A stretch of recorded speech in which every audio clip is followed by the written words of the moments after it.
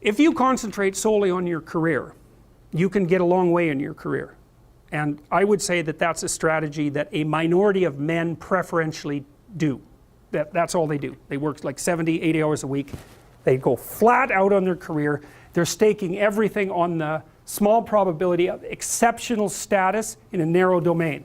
But it's hard on them. They don't have a life. It's very difficult for them to have a family. They don't know how to take any leisure activity. Like, they get very one-dimensional. Now, it may be that that unidimensionality is the price you have to pay to be exceptional at one thing, right? Because if you're going to be something like a genius level mathematician and you want to do that for, or a scientist say, it's like you're in your lab all the time, you're working 70 hours a week or 80 hours a week, you're smart, you're dedicated, you're unidimensional, and that's how you get to beat all the other people who are doing that. It's the only way. But the problem is you don't get a life.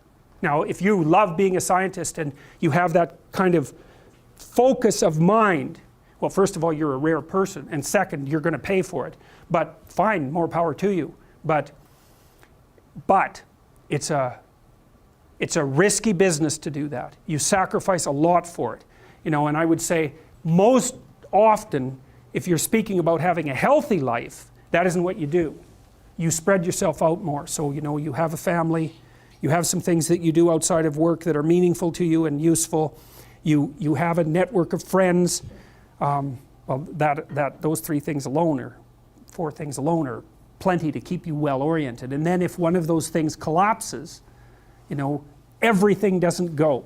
Now, the price you pay for that is the more you strive to optimize that balance, the less likely you are to be fantastically successful at any single one of them. But you might have a very, you know, if you consider your life as a whole, that might be a winning strategy. One of the things Carl Jung said, I really liked this. He thought that men went after perfection and women went after wholeness.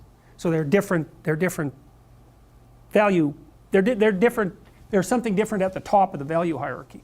So perfection would be stake it all on one thing and look for radical success. Not that all men do that, because they don't, but we're talking about extremes, at least with regards to the men that do that. The wholeness idea is more like, well, it's like I want one thing in my life to be 150%, or I want 5 things in my life to be 80%.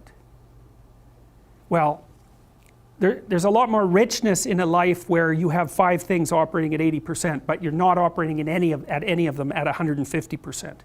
So, and I really believe this because I've watched men and women go through their careers now for a long period of time, and one of the things that, there's lots of things that produce this, but one of the things that I've noticed is that mostly women in their 30s bail out of unidimensional careers.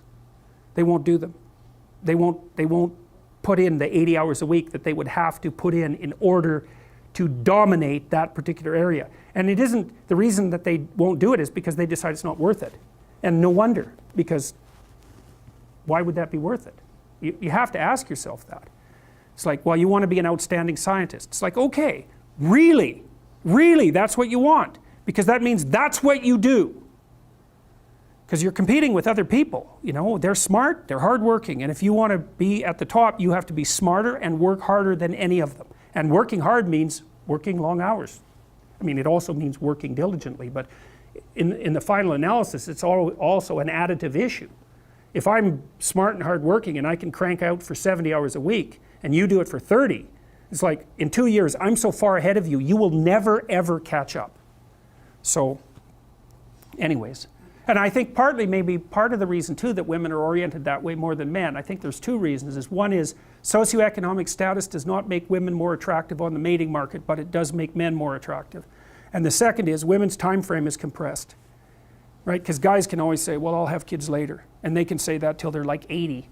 Whereas women, it's like, no way, man, you got to get it together by the time you're, let's say 40, but really probably by 35, but definitely by 40, because otherwise it ain't happening. And that's bloody dreadful. Like, the most unhappy people you ever see, no. No. One of the common routes to extreme unhappiness is to want children and not have them. I wouldn't recommend that. You know, you see couples who are in their 30s. 1 couple in 3 over the age of 30 has fertility problems. That's defined as inability to conceive after 1 year of trying. 1 in 3. So it's worth thinking about, because people are very, very unhappy if they want to have kids and then they can't. Man, you're in the medical mill for 10 years if that's what happens to you.